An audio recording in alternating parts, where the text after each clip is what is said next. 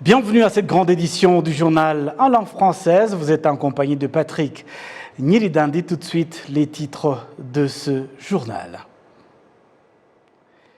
Le président de la République, Paul Kagame, s'est entretenu ce jeudi avec son homologue du Kenya, Uhuru Kenyatta, à la présidence du Kenya à Nairobi. Leurs entretiens se sont focalisés sur la coopération bilatérale, en particulier et régionale en général.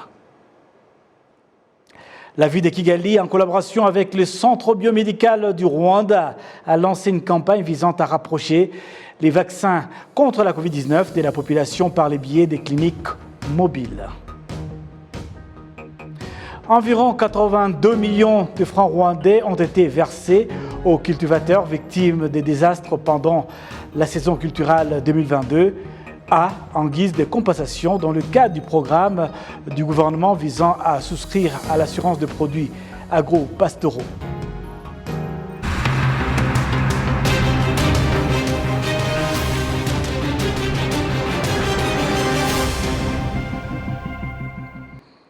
Encore une fois, bienvenue à toutes et à tous. Le président de la République, Paul Kagame, s'est entretenu ce jeudi avec son homologue du Kenya, Uhuru Kenyatta, à la présidence du Kenya à Nairobi. Les entretiens se sont focalisés sur la coopération bilatérale, en particulier et régionale en général. Les précisions avec Kassim Youssouf. Le président de la République, Paul Kagame, était ce jeudi matin à Nairobi pour une visite de travail d'un jour.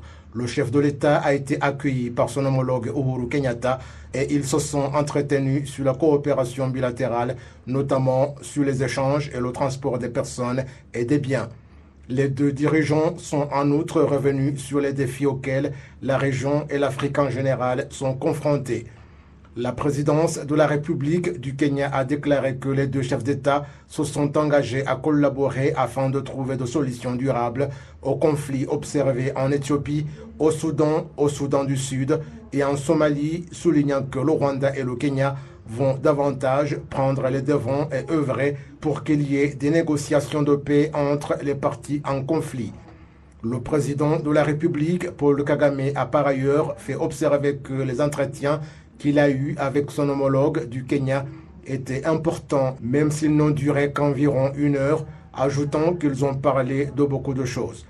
À propos des échanges, le président Uhuru Kenyatta a fait remarquer que le Rwanda se trouve dans un endroit stratégique dans la région de telle manière que cette situation fait de lui un partenaire essentiel du Kenya dans le domaine commercial, surtout qu'il peut être une voie sûre qui relie le Kenya à l'est de la République démocratique du Congo et le large marché de la région des Grands Lacs. Le président Uhuru Kenyatta a en outre invité le Rwanda à diversifier ses produits qu'il importe du Kenya pour exploiter les services du port de Mombasa rénové pour faciliter le mouvement des marchandises. Il a exprimé sa satisfaction du fait que la frontière entre le Rwanda et l'Ouganda à Gatuna soit de nouveau opérationnelle, car elle va également faciliter le mouvement des personnes et des biens entre les deux pays voisins. Les deux chefs d'État ont rassuré qu'ils vont œuvrer ensemble pour soutenir les valeurs de la communauté est-africaine dans l'intérêt des peuples de la sous-région. Et puis le président du Sénat au Rwanda a accueilli ce jeudi des ambassadeurs respectifs de l'Égypte et du Pakistan au Rwanda. Et la présidente de la Chambre des députés au Rwanda a quant à elle reçu la représentante de l'Organisation des Nations Unies pour la femme au Rwanda, dont le mandat est arrivé à terme. Amandine Dikumasabo nous donne plus de détails. Madame Fatoulo, qui vient de finir son mandat à la tête de ONU Femmes Rwanda, a déclaré qu'au cours de 6 ans à ce poste, elle a apprécié les efforts du Rwanda pour aider la femme à se développer. Nous avons parlé de nos réalisations dans le domaine de l'égalité de genre et du développement de la femme. Comme nous le savons, ce pays vient en premier en ce qui concerne la valorisation de la femme. Il y a eu plusieurs réalisations en matière de gouvernance, mais nous avons encore des lacunes en ce qui concerne le développement économique et les violences basées sur le genre qui ont augmenté en ce temps de Covid. Gender stereotypes, some of which are still holding women back.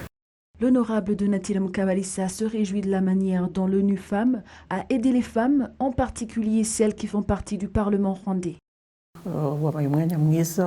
C'est une très bonne occasion d'apprécier notre coopération avec ONU Femmes, en particulier le Forum parlementaire des femmes rwandaises. L'ambassadrice de l'Égypte au Rwanda a indiqué que leur entretien avec le président du Sénat portait sur leurs relations avec le Rwanda, tant sur le plan diplomatique que commercial. C'est une bonne opportunité pour parler des relations de nos deux pays. L'Égypte apprécie la façon dont le Rwanda a pu se reconstruire 28 ans après le génocide contre les Tutsis. J'ai pu m'entretenir avec le président de la République. Bien que notre coopération en matière de politique est bonne, le commerce a besoin de plus d'efforts car les projets sur lesquels nous travaillons ensemble ne sont pas largement suffisants, comme Son Excellence l'a souligné, m'encourageant à profiter de mon séjour ici pour renforcer ce domaine de coopération. To import tea and coffee from Rwanda. Le président du Sénat rwandais qui a accueilli ce jeudi les ambassadeurs respectifs de l'Égypte et du Pakistan au Rwanda s'exprime à propos de ce que portait leur entretien.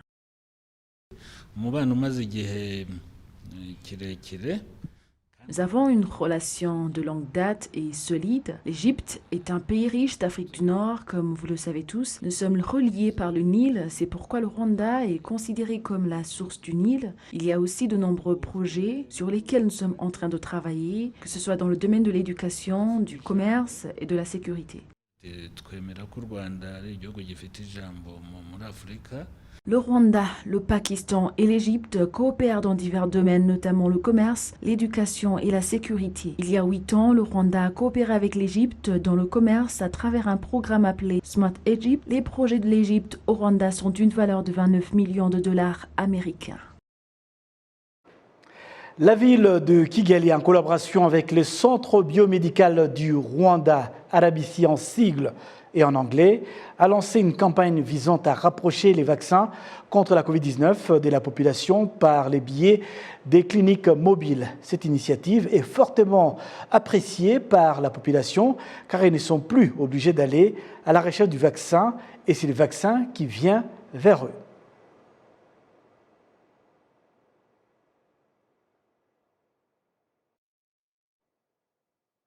Des principales artères de la capitale, des Sonatubes à Nyabugogo, en passant par Rwandex, Kanogo et poids lourds en vaccinant la population.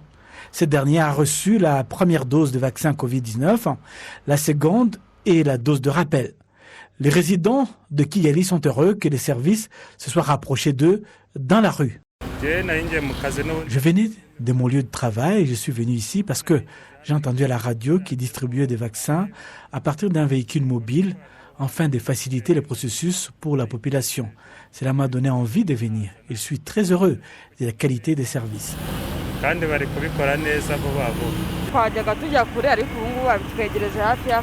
Nous avions l'habitude d'aller loin, mais maintenant, ils nous rapproché de notre lieu de travail. Ce n'est plus difficile. Maintenant, nous pouvons économiser l'argent que nous aurions dû utiliser pour les transports. J'encourage à profiter de cette opportunité. Cette méthode est bonne. Elle nous évite d'arrêter notre travail, ce qui est très pratique. Normalement, le vaccin est administré dans des sites désignés tels que des lieux publics et des cliniques. Certains soulignent qu'il leur faudrait faire de longs trajets et parfois ils s'y rendent, mais trouvent que le site en question est fermé. Les responsables de la ville de Kigali affirment que la vaccination des personnes à l'aide des cliniques mobiles réduira le nombre des personnes qui n'ont pas été complètement vaccinées, car les services sont désormais proches et ont été rapprochés d'eux. Dans la ville de Kigali, les gens qui ont des activités quotidiennes et des emplois qui leur permettent de survivre, quand un tel service est proche d'eux, cela les aide à gagner du temps. Cela les aide aussi à ne pas abandonner leur travail pour se rendre vers les sites de vaccination désignés. C'est plus facile pour eux. Le docteur Albert Tuyishime, chef du département de prévention et de contrôle des maladies au Centre biomédical du Rwanda, a déclaré que la campagne visant à accorder les services de vaccination contre la Covid-19 à la population par les biais des cliniques mobiles se poursuivra dans différentes parties de la ville de Kigali jusqu'à ce que toutes ces personnes aient accès à ces services. Les statistiques du ministère de la Santé montrent que depuis le début de la campagne de vaccination contre la Covid-19 au Rwanda, jusqu'à ce mercredi 2 février 2022, plus de 8 millions de personnes ont reçu la première dose de vaccin. Plus de 7 100 000 ont reçu la deuxième dose et plus d'1 million de personnes ont reçu la dose des rappels.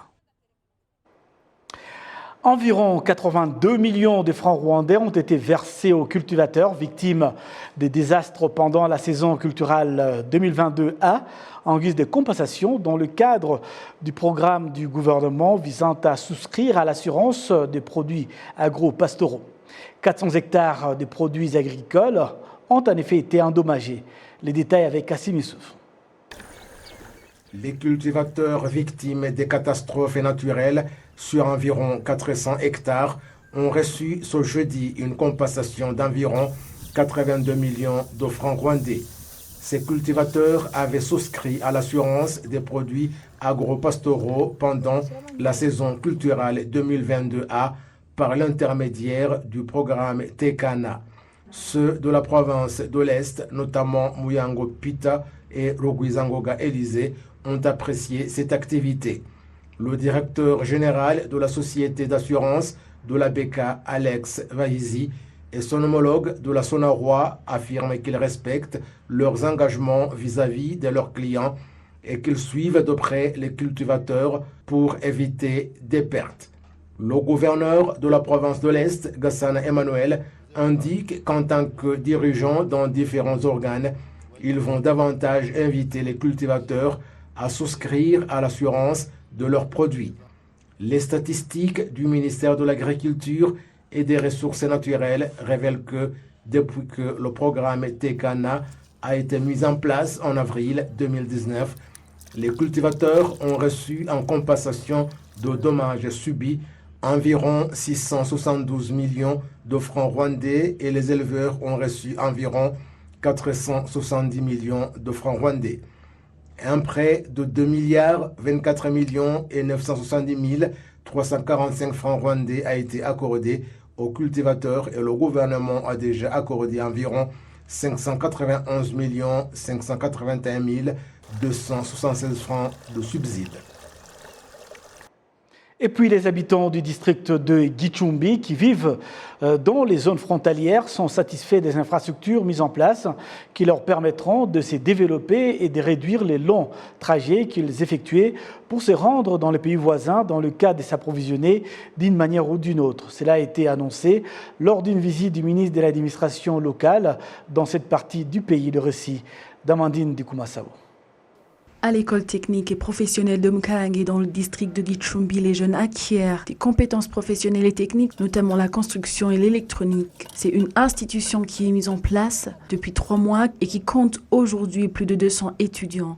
En termes de santé, les habitants de cette localité sont satisfaits des établissements de santé en cours de construction qui aident les gens à obtenir des soins médicaux sans avoir à parcourir de longues distances. Le ministre de l'administration locale, Gatabazi Jean-Marie Vianney, a exhorté tous les habitants de Gicumbi à trouver eux-mêmes des solutions pour leur propre développement ainsi que pour le développement du pays en général. Le commissaire Muyambo Bruce, qui est en charge du département des relations publiques, a déclaré que pendant que la communauté coopère avec les services de sécurité, la sécurité est totale et il les encourage à continuer à jouer un rôle dans le même cadre car c'est une source de développement. Actualité toujours nationale en bref et en images, en économie. Equity Bank a offert des récompenses à ses clients qui se sont distingués dans l'utilisation de ses services technologiques, notamment en utilisant une carte de crédit, en utilisant des services de paiement en ligne lors des achats des biens et des services. Ces prix comprenaient divers équipements électroniques, mais aussi des sommes d'argent. Le concours promotionnel d'Equity Bank est là depuis 6 mois et maintenant, il doit durer encore 6 mois. Jusqu'à présent, 12 personnes ont reçu des prix et c'est la 3e phase.